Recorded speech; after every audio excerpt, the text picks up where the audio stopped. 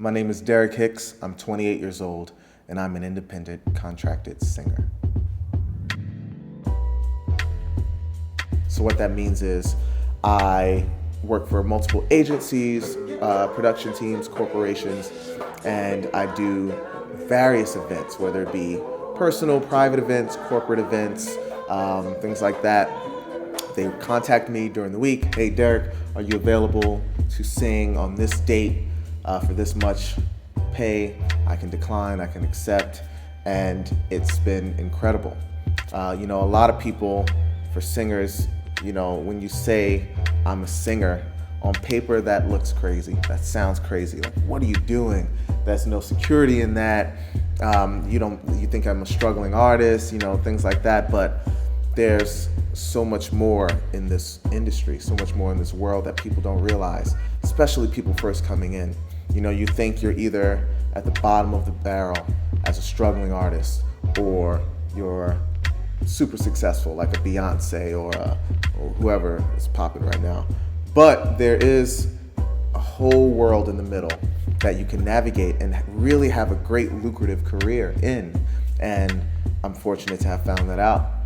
So I got my start singing in college. I was working at the Student Center at Rutgers University, and I was putting chairs away or whatever in the Student Center, and someone heard me sing, and he came up and he was like, dude, let me hear you sing, keep going. I'm like, shut up, man, I'm not about to sing for you. And eventually we became friends. So he was like, come with me to this audition for this musical and on campus, and I did, and I got the part. And ever since then, I've been going.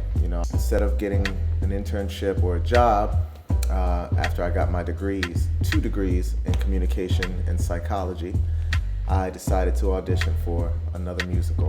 And I got that, ended up doing a touring production of Rent, the musical. So when I first started singing, of course, I had to make ends meet, right? So I had a bunch of different jobs. I was a barista for a little bit.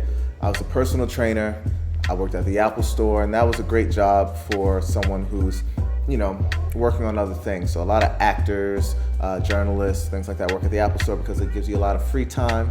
But on top of that, you have a lot of benefits. But because they offer all those things, it's hard to leave, right? If it's all right there in front of you and it's easy, why stop? But I felt that it was a distraction.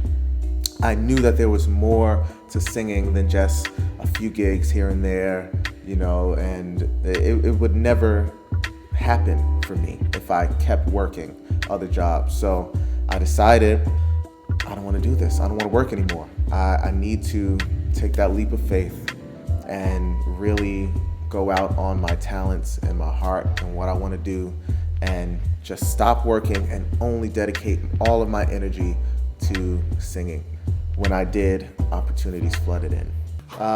I joined an a cappella group called Duende, and we've done a lot of work, and we've traveled internationally, been on TV a bunch, had residencies in Macau and Hong Kong, traveled to Amsterdam, been all over the world singing and doing what I love. We were on America's Got Talent, as well as a different TV show called The Winner Is on NBC.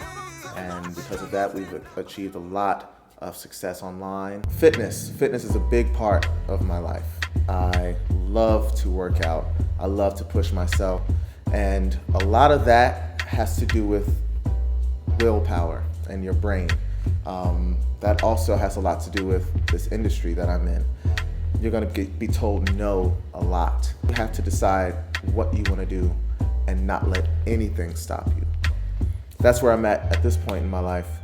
It wasn't always easy. It was February, and I lived in a 5-story walk-up apartment, and there was a convenience store on the first level. While I was in the apartment, there was a electrical fire in the store one night. I had to jump out of a window to another rooftop, and where the firemen were able to get me down, and I lost everything. When they had just booked a major gig in Jakarta, Indonesia, called the Java Jazz Festival, and on that bill was Erykah Badu, Herbie Hancock, Stevie Wonder, and at the bottom of that list was Duende. And as crazy as it was, that was happening maybe 5 days after the fire occurred. So there was no time for remorse. There was no time for any of that. Literally, the place burned down. I slept on my parents' couch the next day, and I had to recover. I had to buy the absolute basics: underwear, clothing, shoes, a toothbrush, just things. So many, I had to buy everything all over again, at least just enough to get me to that trip. And I literally went from the worst of times to the time of my life. It was music that got me through that time. Music saved me.